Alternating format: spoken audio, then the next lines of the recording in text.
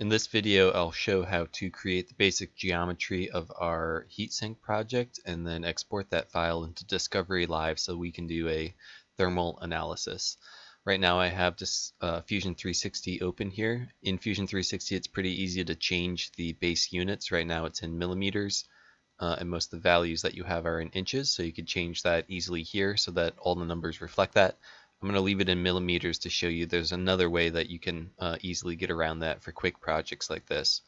In Fusion, I like to organize my components, the parts of my design, into different organizing parts. So here in the main hierarchy, I'm going to right click and make a new component, and you can rename these for clarity. Let's begin by making the cube. So I'll call this first one cube and press enter to get out of that. We'll begin by sketching one of the faces of the cube, which is a rectangle, a general type of a cube. Like most CAD programs, you have to define the sketch plane first, so I'm going to click on the lowest plane here to select that. It goes into an orthogonal view, which is straight down at the plane.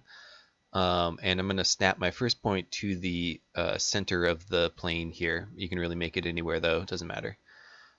So with this clicked once, now I can kind of eyeball it and drop it, but if I type in 1 inch on the keyboard right now, 1 IN, it'll lock that selected dimension to be 1 inch. I'll hit tab to move to the other dimension and do 1 inch. So even though we're in millimeters, it automatically converts that for me to 25.4 millimeters. And then I pressed enter to get out.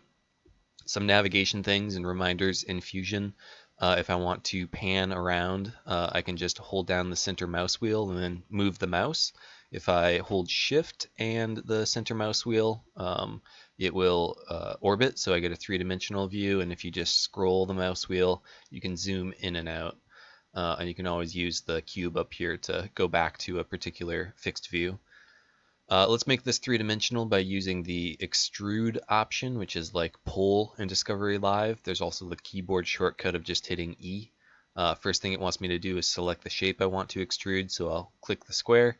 I like to do this with a little three-dimensional view, so I'm going to orbit slightly. And I could pull the blue arrow to pull it out manually, or if I just type in 1 inch, it will make that a perfect cube for us. So now we have that basic component finished.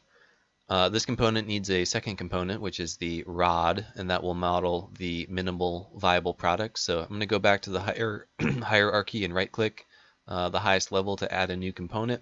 Change the name to rod for clarity.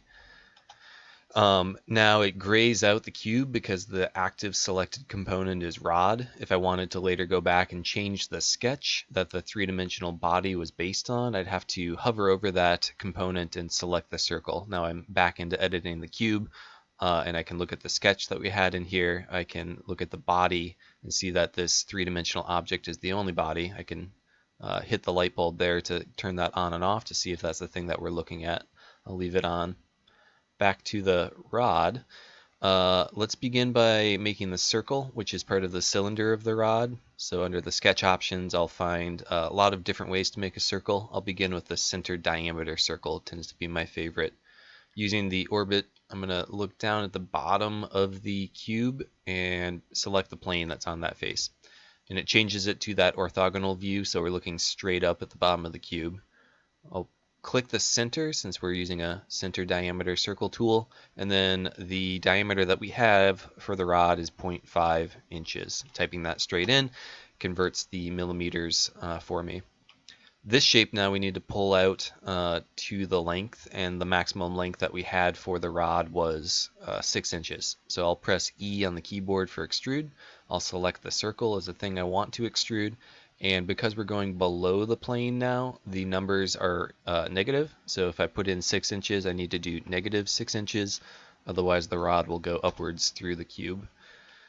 Zooming out a bit, we can see both components there now, completed and assembled in the way that we want them. If I want to see the cube a little bit more clearly, I can make that the active object. To get this whole thing into Discovery Live, I can go to the highest level here and right click once more where we added new component. There's an option to export. A common form of exporting three-dimensional bodies is stereolithographic files, or STL. which is really common in 3D printing and 3D modeling.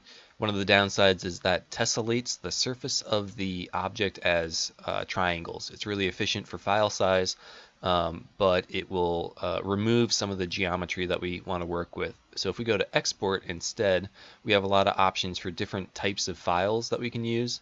Ones that work well with Discovery Live are step. Yeah, in the list here is steps, so that's at the bottom of the list. I'll select that one.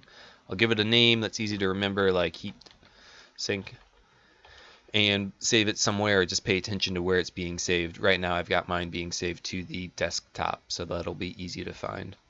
So that's exported. If I go to Discovery Live, which I already have open here in the background, and just begin with a blank new file, or go to File, Open, I should be able to navigate and find that heatsink file. You may not see it if you launch the program, because by default it's only looking for space claim files, which is ANSYS's CAD workspace. So if I'm in the desktop and I don't see it anywhere, make sure you go and look at step files included there as well. So there we see heatsink. Double click that to open, and it's the same geometry that we had created in Fusion 360. At this point we could do the solution on it and look at the way that heat is flowing through the faces. I can also again do quick on the fly edits to the geometry at this point.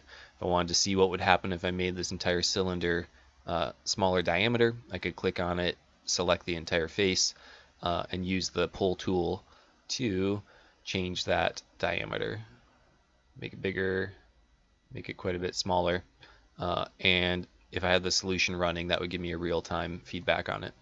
Hopefully that's enough to get you started on Fusion 360 if that's where you're more comfortable creating your original design.